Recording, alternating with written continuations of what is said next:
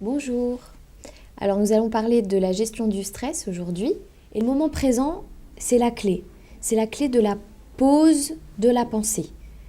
C'est ce dont je vous parle là, ça s'appelle, en théorie, ça s'appelle le mindfulness. Ça porte un nom.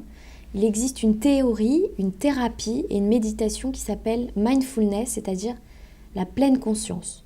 J'ai découvert cette technique en Master 2 de psychologie de la santé. Je peux vous dire que ça a changé ma vie. La mindfulness, ça repose sur un travail qui est réalisé au niveau des 5 sens.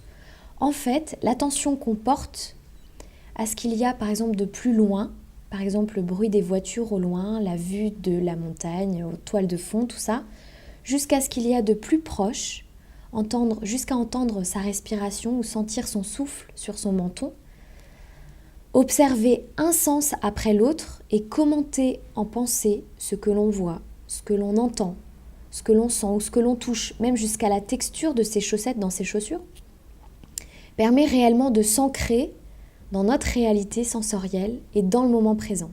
Alors au début, j'étais très sceptique et je me suis entraînée à le faire, par exemple en marchant tous les matins pour aller à la gare, pour aller en cours, sur le chemin, sur un chemin que je voyais plus.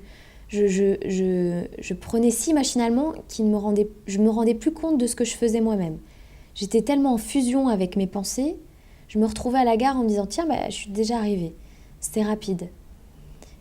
Puis j'ai réussi, en fait, en m'entraînant à le faire en mangeant, au volant de la voiture, etc. Et je me suis rendu compte que mes capacités sensorielles se décuplaient, se développaient. Et ça, c'est aussi extrêmement merveilleux. Pour résumer, c'est le travail d'attention sensorielle qui fait tout et connecte le corps à la pensée. Autre point important, les souvenirs sont bien mieux encodés et conservés avec la mindfulness. Normal puisque la conscience du moment est décuplée par l'attention sensorielle.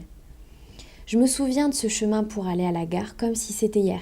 De la première fois où je l'ai parcouru en pleine conscience, de ce que j'avais dans les poches, de ce que je portais ce jour-là, de la saison que c'était, de ce qu'il y avait à la radio, et c'était il y a plus de 2 ans.